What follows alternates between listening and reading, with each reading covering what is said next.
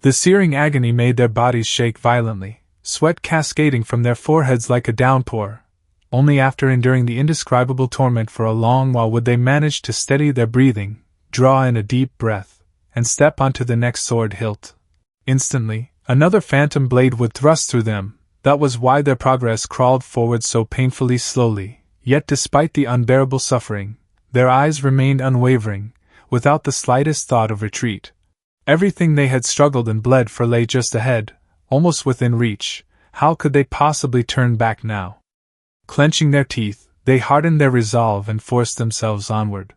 At that moment, they felt the presence of someone approaching from behind. When they turned their heads, the shock that flooded them was impossible to contain, and cries burst from their mouths. Two voices rang out at the same time, echoing across the plaza before the majestic Tai Hall. You! How is this possible?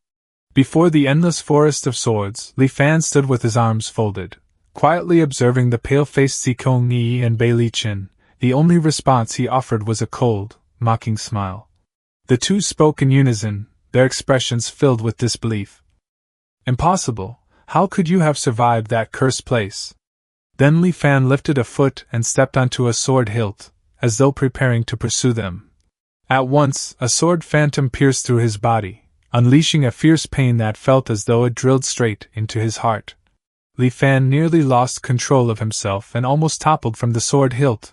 Falling from the hilts wouldn't kill him, it would only send him back to the outer edge of the sword forest, forcing him to begin the trial again. Of course, if someone were foolish enough to attempt flying across the forest to bypass it, they would soon understand what it truly meant to be pierced by 10,000 swords. This was the trial of the sword forest that all had to endure before reaching Tai Hall. Unlike the other areas within Cloudwater Palace, this place posed no true mortal threat unless someone deliberately sought death. At worst, one would simply endure the feeling of a blade piercing the heart again and again.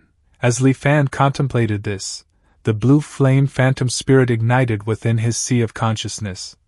His body temperature gradually cooled, and his mind became utterly calm and clear. No outside influence could shake his mental state any longer. He stepped forward again, placing his foot upon another sword hilt. Though the pain still lingered, Li Fan felt no fear. He advanced several steps in succession before halting, pretending to rest so he wouldn't alarm Zikong Yi and Bei Li Qin too much. The fact that Li Fan had survived at all had already shocked Zikong Yi and Bei Li Qin to the core.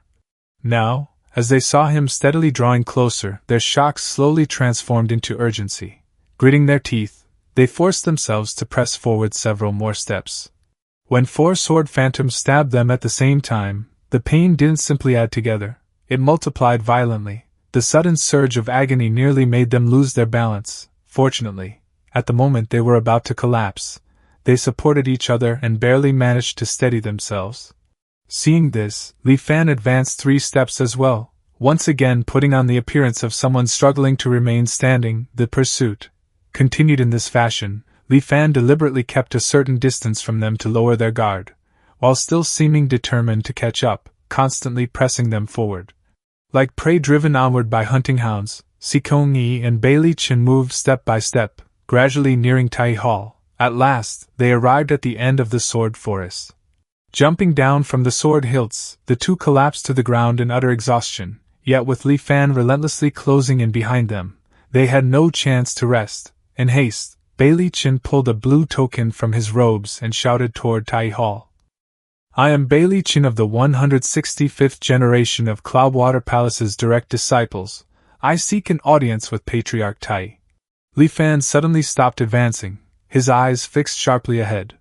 The magnificent Tai Hall seemed to awaken, trembling violently as it slowly lifted into the air. The ground beneath them began to quake. 4 pillar-like legs extended from beneath Tai Hall and slammed heavily into the earth. A monstrous head appeared like a phantom manifestation, emerging before Li Fan's eyes.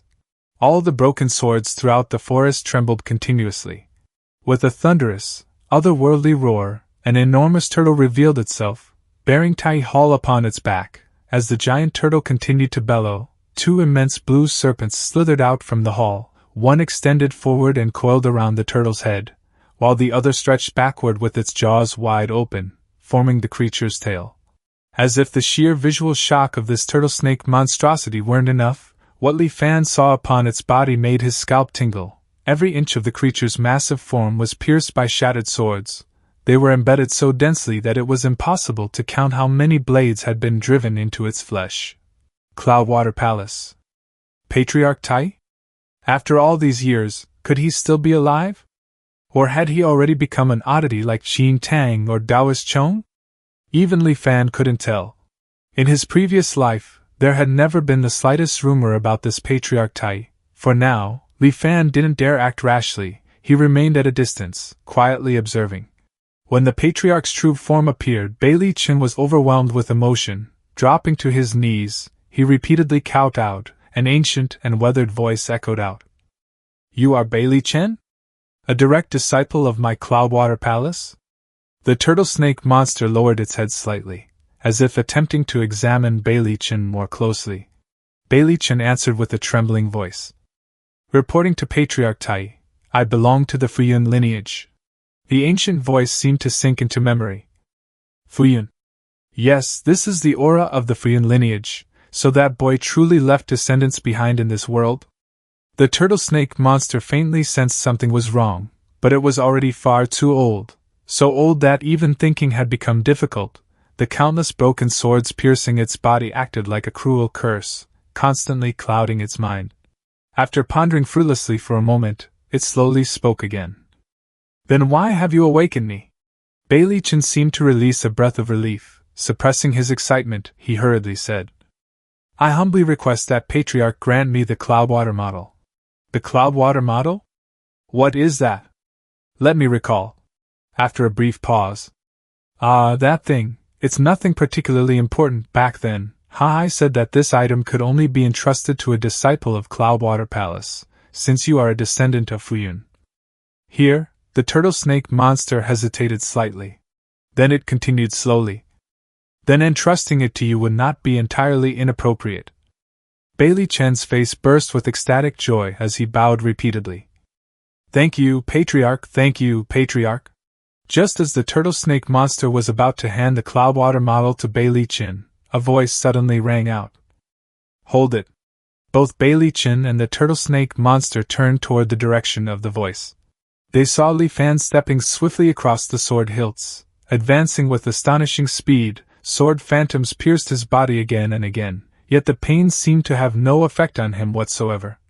In 3 long strides, Li Fan crossed the entire sword forest and landed gracefully.